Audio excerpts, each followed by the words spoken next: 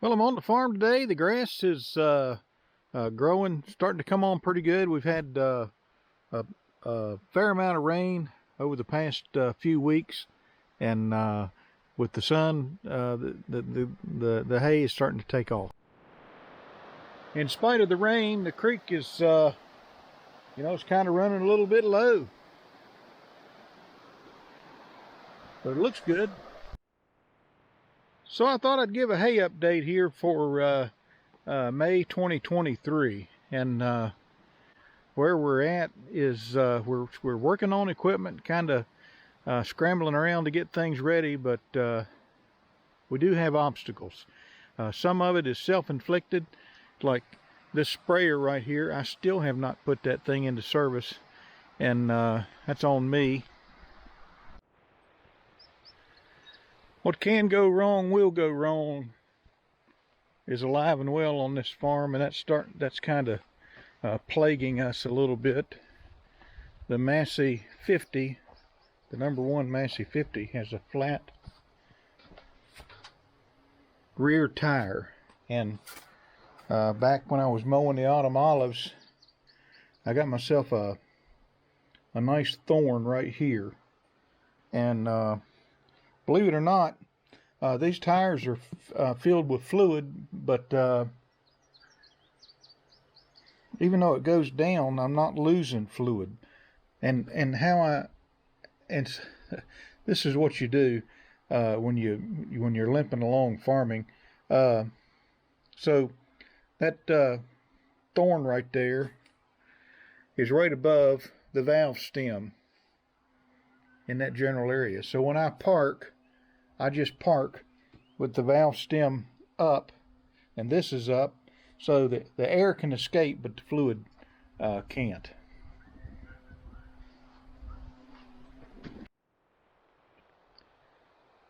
Right here's a view of our low ground, and we'll mow around those. There's a stump right in where those autumn olives are, but we don't really mow down in here anymore. It kind of floods, so if you get a hard rainstorm, sometimes your hay will have water in it. But nonetheless, this field is going to be there's going to be a fair amount of hay in this field. So this is our west field, and this was a great Timothy field at one time, and the Timothy is slowly just about died off. We've got a mixture of fescue, orchard grass, and then whatever else that's you might call a grass growing in. One thing we're seeing a lot of, if you see that kind of haze across the field, I think it's called velvet grass. I had an extension agent talk to me about it, and it's not very good stuff, and it just takes over.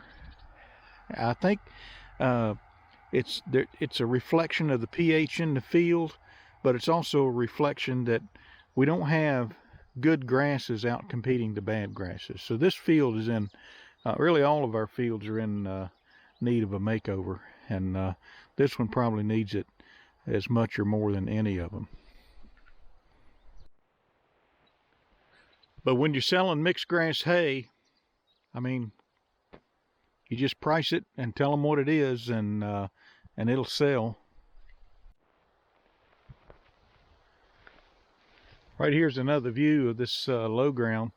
Now there is Timothy still in here. I think the sun comes up that way and sets in the west, and this field is kind of spared a lot of the intense heat in the summer that would otherwise kill out the Timothy probably sooner than later. But and it also the moisture down in here is better because it's low. Sometimes there's too much moisture, but this field will surprise you with its yield sometimes. So one thing I've never really done is try to make hay in this orchard, and I make some hay over in the spot right over there and up between the barn and the old house. But you know, it's hard to get a side pull square baler in here, and this is not great grass anyway. This is not, but with the round baler, I think I can come in here with a sickle mower and maybe roll up some round bales out of here and be able to weave in and around a little better than I would with a, you know, with a side pull square baler, that is. So you can get a kind of idea of the height of the grass and, you know, the grass undergrowth. We mowed this today with the riding mower, and obviously it's a little thicker right in here, but we did not fertilize, but you can kind of see, you know, the edge of the hay in there, and there's thick and thin spots all throughout that east field as we look towards my barn down there. I had threatened, and every year I threatened not to make hay on that little patch right there, and every year I do. Same thing about this little patch right in here. And again, with the round baler, I think it would be easier to get in there and deal with that than fooling around with the square baler and a wagon, or just kicking them out on the ground.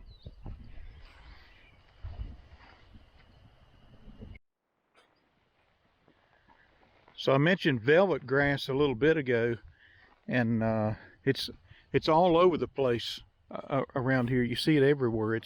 It's funny how a grass can appear that we've never seen before, can appear on every single farm from one end of the county to the other, and there's no exception. We have a lot of sweet vernal grass that's come in this year. Again, that's kind of a reflection of our fields, but it seems like everybody's fields are just polluted with this sweet vernal grass. And you know, like I say, this field is in need of a redo. That's going to be coming. I don't know if it'll be this fall or next fall, but I'm even tempted in this field to plant some Roundup Ready alfalfa to help clean it up, but I'm not sure.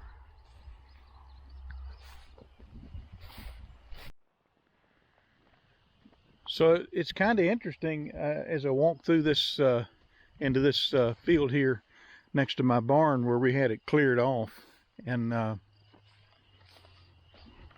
you know, when the autumn olive was thick right in here, you really couldn't see. There's a strip that goes down to that old pump house down there, and I've made hay on it. It's just mowing down and back. It's basically mowing out a lane, if you will. And now with the autumn olive gone, you can see it clearly. We got some work to get this trash out of here. There's a plan to deal with that, and then we'll probably do something in here. I don't think we'll do something this fall, but probably this spring with this whole field. So I talk about my John Deere 5055D, this tractor right here, being the backbone of this farm. Starts every time, no flat tires. Well, it ain't starting right now, and the problem is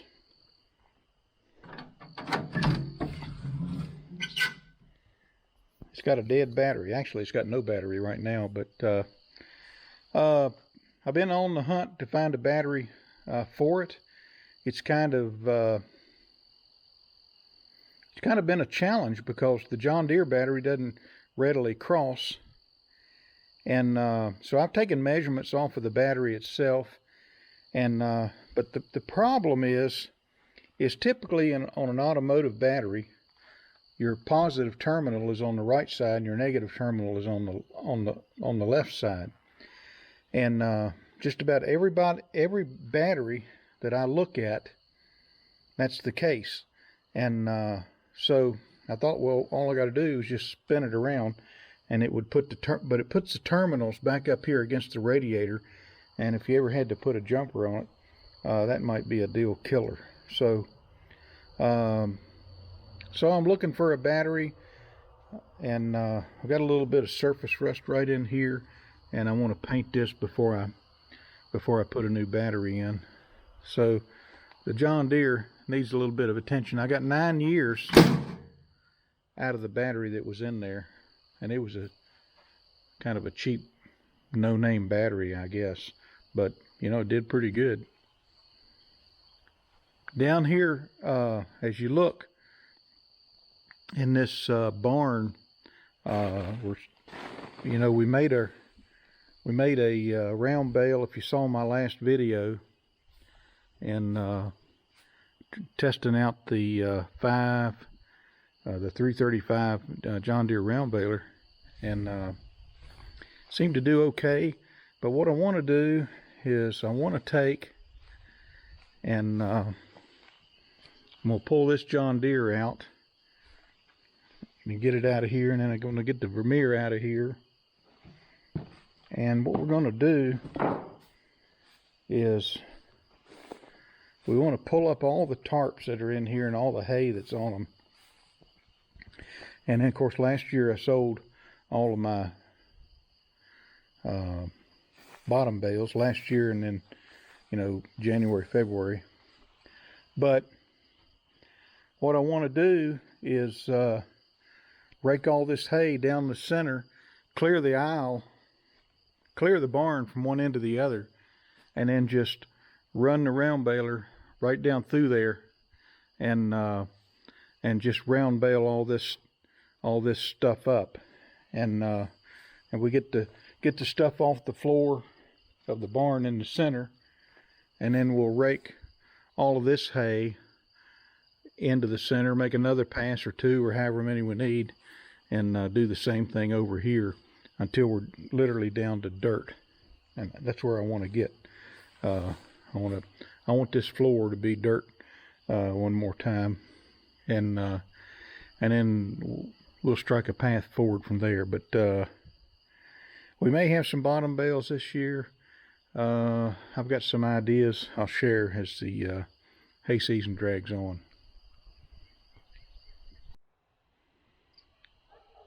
So again, because our hay quality is not great, at least on the first cutting, we're going to try to get as much hay off this farm as we can. A lot of it will be in round bales, because when you're selling hay cheap, if you add the numbers up and divide square bales into round bales, sometimes there's just as much money in the round bale as it is square bales that are marked down. And but that's generally not the case. A square bale of hay definitely brings more money than a round bale. So anyway, that's kind of what's going on here on the farm. Like I say, we're kind of limping into hay season. We got some wagon repairs to do up here. We got a flat tire on the Model 50 Massey, and then got to get a battery for the John Deere 5055D and get it going.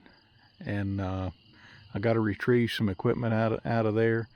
So I was hoping to already have cut hay and gotten it up. We want to put our emphasis on second cutting. That's where we have more weed pressure. I didn't spray and I didn't fertilize. I'm holding all that for second cutting and maybe third cutting hay, and that's where I'm really going to hammer the fields for whatever yield I can get out of them. And so anytime now, if we get a window, a good, really this time of year we need a 4-day window. If we get a good 4-day window, we'll start hammering some of these fields, and our hay season will really begin in earnest. So appreciate you watching. A little hay update, what's going on here on the farm in May of 2023. hit the like button, subscribe, comment. If you're a fellow haymaker out there, I wish everybody a good season, and hope everything works out well. On your farm and in your hay fields, and we got our fingers crossed up there. We've got our fingers crossed here. So we'll talk to you later.